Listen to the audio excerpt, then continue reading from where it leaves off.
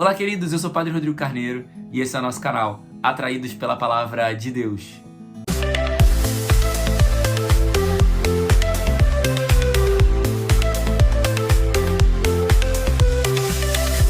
Então seja muito bem-vindo, você que está chegando aqui no nosso canal, nessa quinta-feira, né?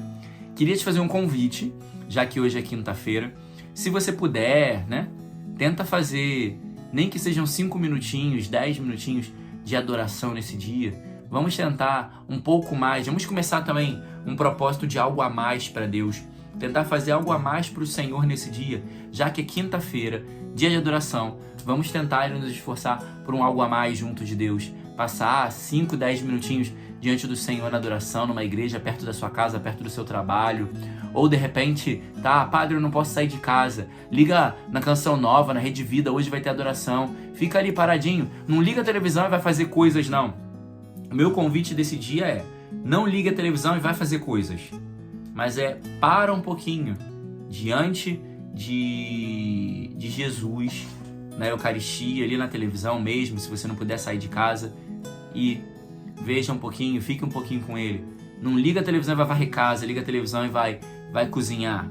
Para o que você está fazendo para ficar com Jesus 5 a 10 minutinhos no dia de hoje, nessa quinta-feira. Então, a primeira leitura de hoje vai falar para nós que converter-se é tirar o véu. E aí, por que tirar o véu? Porque tirar o véu é ser livre, é estar aberto a uma experiência. Ué, padre, por quê? Calma. Se a gente for olhar a tradição do Antigo Testamento, a estrutura que tinha-se o templo, primeiro que só entrava no templo os sacerdotes, né? Ou da classe sacerdotal. E só quem era da classe sacerdotal e tivesse o ofício de sumo sacerdote, ingressava no Santo dos Santos, que era separado do templo, era uma parte específica do templo que tinha um véu. Então só adentrava ao véu quem era sumo sacerdote e estava e era escolhido pelo sorteio, né, para ingressar no Santo dos Santos. Quando Nosso Senhor morreu, vai dizer o texto sagrado que o véu do templo se rasgou de ponta a ponta, ou seja, houve para nós liberdade de acesso. Aquele lugar que só alguns poderiam acessar foi aberto e liberado para todos. Então também, converter-se é tirar o véu, porque é aproximar-se de Deus. É atravessar onde existia o véu. Porque quando eu ainda continuo coberto pelo véu, o véu também me impede de ver o que está diante de mim. Por exemplo, pensando numa noiva. Quando a noiva entra na igreja com o véu, né? E aí o noivo vai fazer o quê? Para ver a sua esposa, ele tira o véu para ver a sua esposa, para beijar a sua esposa, para olhá-la nos olhos. Então o véu também limita a minha visão. O véu distancia. Então, por isso que ele diz também que converter é tirar o véu, porque é fazer uma experiência, é aproximar-se, né, do Senhor. Então depois Nosso Senhor ele quer tirar todo o distanciamento, todo impedimento, toda regra fundamentada, né? Porque às vezes a gente vive de regras, não pode. Mas eu já disse no vídeo de ontem que não são regras, mas são experiências a partir de uma regra. Porque se eu vivo só da regra, eu me mantenho distante. Mas quando eu faço uma experiência, experiência se faz por contato, experiência se faz por presença, experiência se faz no relacionamento. Então eu preciso disso. E aí só se transforma quem se aproxima de Deus. E aí eu me lembro de uma frase de São João Paulo II, que São João Paulo II vai dizer que nós nos tornamos aquilo que contemplamos. Então, olha que importante, por isso eu comecei dizendo que era para fazermos a experiência de hoje, procurarmos estar pelo menos 5 minutos na adoração, olhando para Jesus.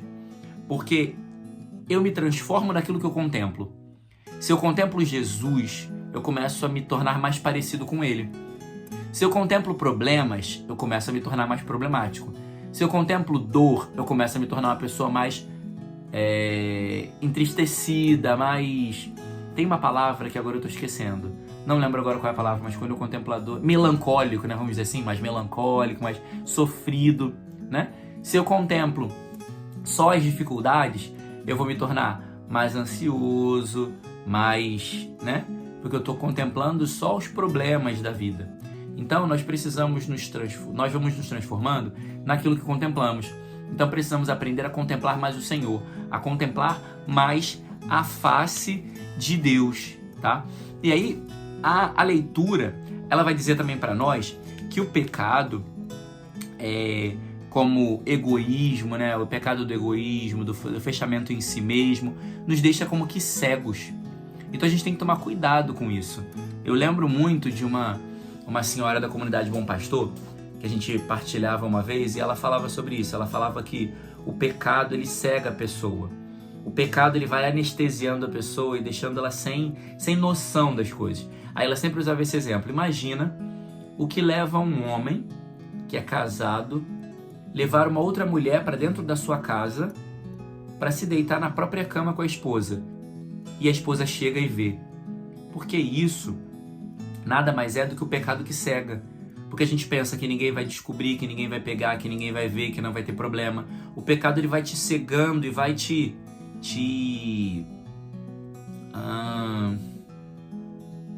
cegando, anestesiando, eu tô me perdendo nas palavras, esquecendo, porque a cabeça vai pensando muito no espanhol e o pecado, ele vai te...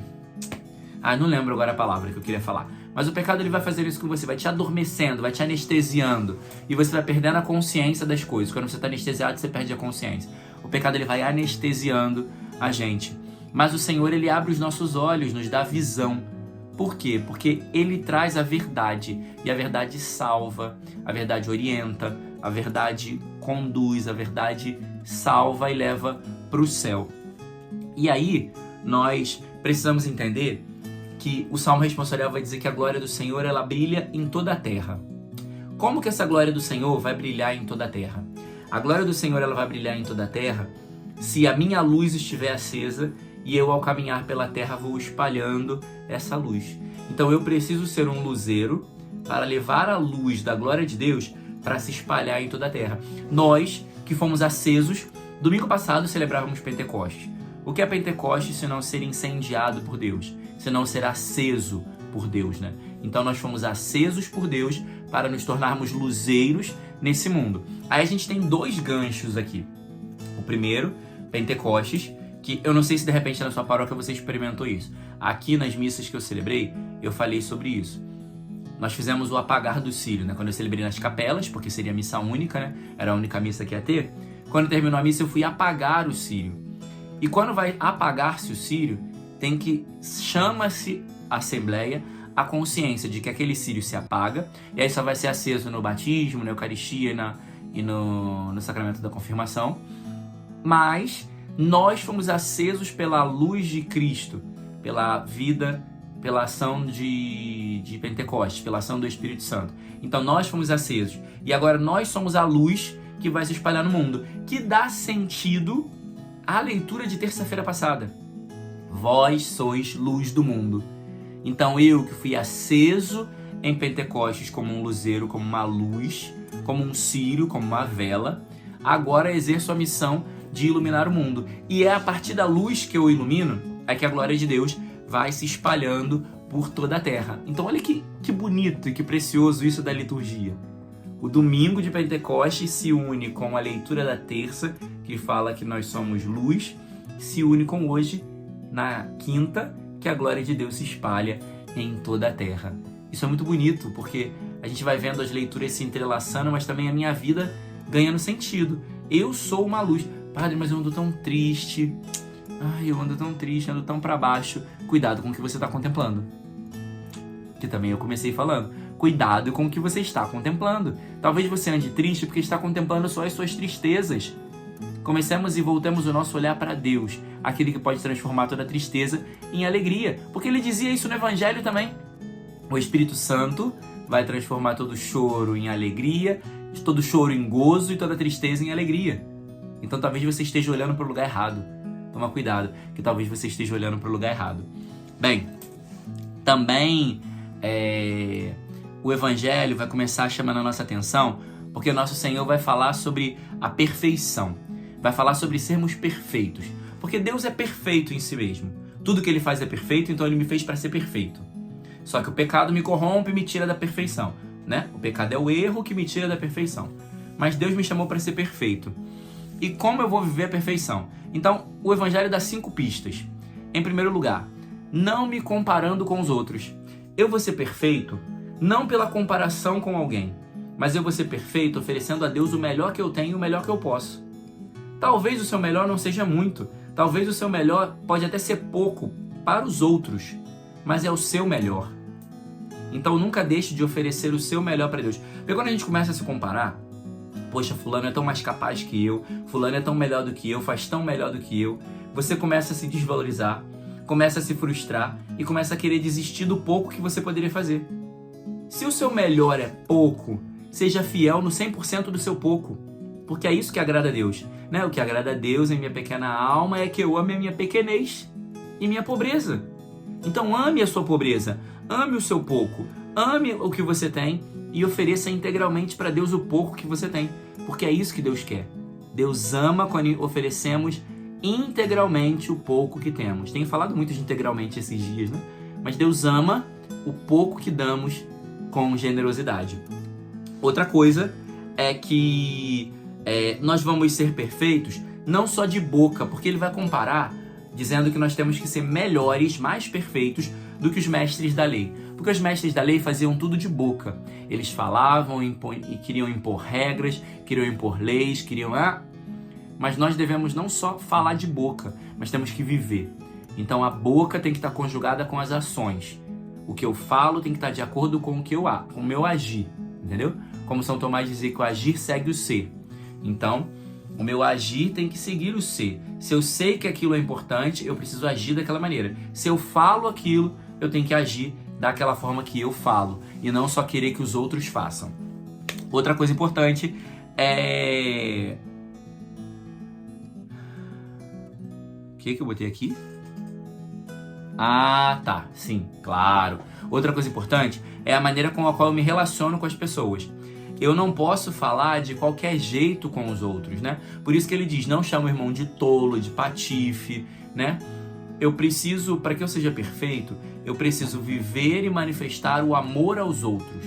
Porque é o mandamento, né? O principal mandamento. Amar a Deus sobre todas as coisas e o próximo como a ti mesmo. Então tem que ter cuidado com a maneira com que eu falo com os outros, respeitando, tratando da melhor... Ah, mas me desrespeitou. Mas ainda assim eu mantenho respeito. Ah, mas falou mal de mim, mas ainda assim eu bendigo aquela pessoa. Não vou maldizer ela, né? Mas eu vou fazer o melhor por aquela pessoa. E por fim, ele vai falar também... o quarto, ele vai falar da reconciliação, sobre a importância de nós nos reconciliarmos entre os irmãos. Se alguém nos fez algo, perdoe, dê o perdão. Ah, mas não me pediu desculpa, não tem problema. Seja você a tomar a iniciativa. O Papa Francisco falava isso, né? Que nós, muitas vezes, a pessoa ela não tem consciência do que ela fez. Às vezes ela nem tem consciência, não fez nem por maldade. Então nós precisamos ser aquele que dá o primeiro passo. Porque às vezes o seu pedido de desculpa é o que vai converter o coração daquela pessoa. É o que vai abrir o coração daquela pessoa para Deus. Então seja você a dar o primeiro passo da reconciliação, do pedido de desculpa, do voltar. Sabe, às vezes pessoas da mesma família que não se falam, que por algum motivo não se relacionam. Seja você a dar o primeiro passo da reconciliação. Seja você a buscar essa pessoa para falar, não quis falar comigo. Você fez a sua parte. Eu já tentei e não quis. Ok, mas não deixe de fazer a sua parte, de pedir desculpa, de tentar reconciliação. E o último é o perdão, que é a consequência da reconciliação, né? Que é quando a gente tenta reconciliar e a reconciliação acontece de forma total, integral, mais uma vez. E aí é quando o perdão acontece. Quando eu consigo rezar por aquela pessoa, não falar mal dela, estar no mesmo ambiente que ela, sem ranço, sem piadinhas, né? E esse é o processo do perdão. Talvez você ainda não esteja no final do processo, mas é preciso começar. E a gente sempre começa pela oração. Então comece a rezar pela pessoa que te fez mal, que te magoou. Vá pedindo a Deus para que purifique o seu coração. Vá pedindo a Deus para que vá te dando a graça de não falar mal dela, para segurar a sua língua. Porque às vezes a gente tem esse costume de a pessoa me fez mal e eu tenho que contar para todo mundo o que ela fez. Para com isso. Guarda para você e fala só com Jesus. Isso também é o processo do perdão. Quando eu não fico falando para todo mundo do mal que alguém me fez. Esse também é o processo para perdoar. Então que a gente possa buscar fazer esses passos para vivermos uma autêntica perfeição, segundo os moldes do Evangelho. Louvado seja nosso Senhor Jesus Cristo, para sempre seja louvado.